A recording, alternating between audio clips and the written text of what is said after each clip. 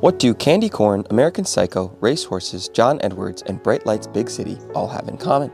I would just like to start this video by saying my interest in this topic first began with my uncles. My father's family was born and raised in Chicago and would mention from time to time the disappearance of old Mrs. Brock, of the Brock's candy fortune. It's like an old Chicago mystery that was never solved.